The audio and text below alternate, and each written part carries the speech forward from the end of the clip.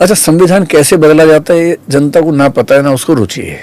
संविधान बदलने के लिए 400 सीटें चाहिए ही नहीं, 355 ही काफी है उसके लिए, तो वो तो सामान्य सी बात थी। परसेप्शन पे पॉलिटिक्स चलती है, और ये परसेप्शन ठीक ठाक, कम से कम उत्तर प्रदेश में तो ठीक से बना परसेप्शन। कुछ और राज्यों में बना होगा, लेकिन उत्तर प्रदेश में तो विजिबली दिख रहा था। राजस्थान में मेरा अपना अनुमान ये है कि वहाँ की जो पॉलिटिकल डेवलपमेंट थी उनसे नाराजगी ज्यादा थी, लोकल वाली। यही हरियाणा में भी था। संविधान बदल देंगे वाली फीलिंग उत्तर प्रदेश में मेरे ख्याल से ज्यादा रही, और बिहार में नहीं थी।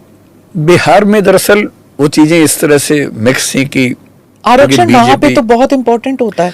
हाँ, लेकिन मतलब लोगों को ये भरोसा है कि नीतीश कुमार है तो आरक्षण पे तो हमला नहीं ही होगा, और यदि सेंटर के साथ कनेक्टेड है तो सेंटर के फंड्स भी मिल जाएंगे, तो मेरे ख्याल से ये भरोसा वहां पर काम कर रहा था। अच्छा, उत्तर प्रदेश में वो भरोसा इस बार उतना काम नहीं कर रहा था। और अगर आप थोड़ा सा वहाँ की डेमोग्राफी को देखें तो बात समझ में आए। जैसे अयोध्या को लेकर लोग कहते हैं कि ऐसा कैसे हो गया, मंदिर बना वहाँ ऐसा, हालांकि फैजाबाद एनीवे सीट तो फैजाबाद है, हाँ, उसमें से 5 में से 1 हिस्सा अयोध्या का है, सीट तो फैजाबाद है।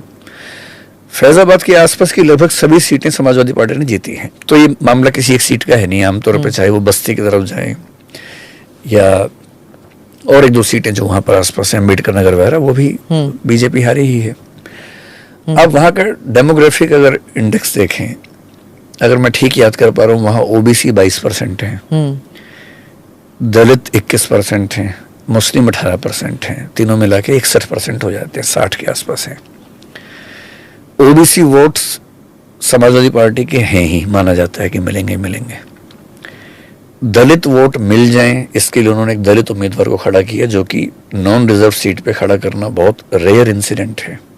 अवधेश जी को खड़ा किया, जो दलित वर्ग से आते हैं, उसमें पासी समाज से आते हैं, और पासी पॉपुलेशन अयोध्या वाले इलाके में दलित समाज में सबसे ज्यादा है।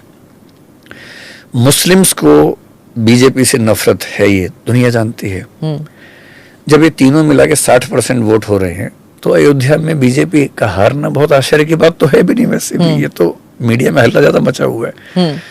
2014 और 2019 में अगर आप वोट्स का परसेंटेज देखें, अयोध्या में पिछले 3 इलेक्शन से 48% वोट विनिंग कैंडिडेट को मिल रहे हैं, हर बार 48% मिलते हैं।